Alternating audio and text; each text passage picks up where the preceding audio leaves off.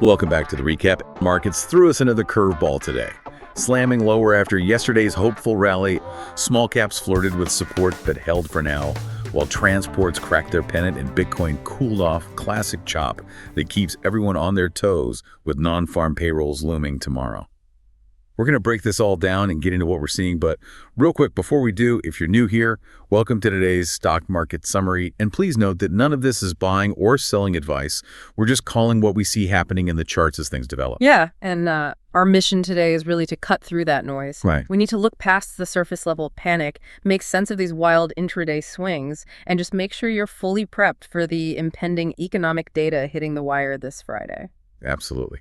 So let's look at the mechanics of today's action. I mean, the SPY bears fiercely defended that symmetrical triangle resistance we mentioned yesterday. Squeezing into a tighter and tighter range. Right, exactly. Today, it hit the ceiling and just got rejected.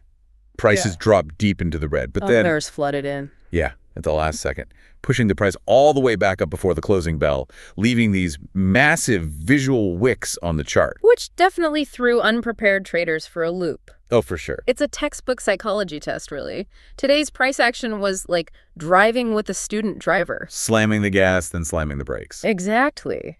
And if you don't have your seatbelt on, which in this case is your stop loss, you get thrown right through the windshield. It's so easy to get shaken out at the absolute lows of the day. You have to wait for the daily candle to close and trust your stops to avoid those emotional exits. Which is tough to do in the moment. It is, but we actually spend a lot of time teaching these exact risk management techniques in the Grok Trade Mentorship program because market chop will just chew you up otherwise. Yeah, and speaking of getting chewed up, I was noticing a massive divergence today. The QQQ actually outperformed. Held above its 20-day moving average. Right, and even Apple bounced perfectly off its own support level. Buyers stepped in to keep it safely inside its pattern.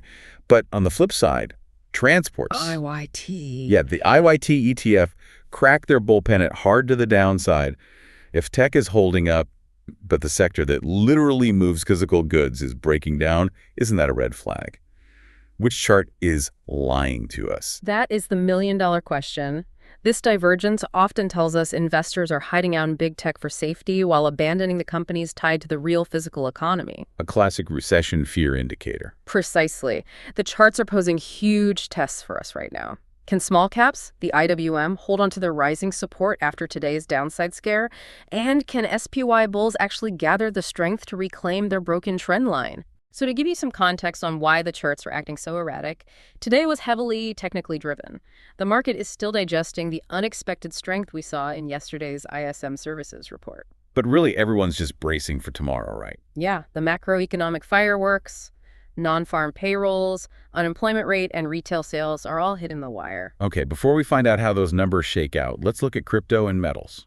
Bitcoin cooled off, dropping about 1.69%. And metals took a hit, too. Right. The gold ETF GLD was down 1.2%, and silver SLV dropped 1.42%. For crypto traders, this raises a critical question. Is Bitcoin's drop today just a healthy, routine retrace after yesterday's massive 7% conviction breakout, or are we looking at a trap? Like a fake-out leg lower. Yeah, similar to that range top failure we saw back in mid-January.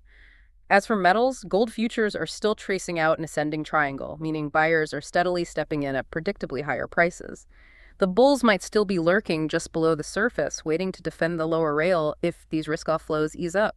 That makes perfect sense. And I want to leave you with this thought to mull over. If a purely technical day caused this much whiplash and intraday volatility, how violently will these charts react to actual surprises in tomorrow's data releases? Have a great rest of the day, and we'll catch you in tomorrow's market summary.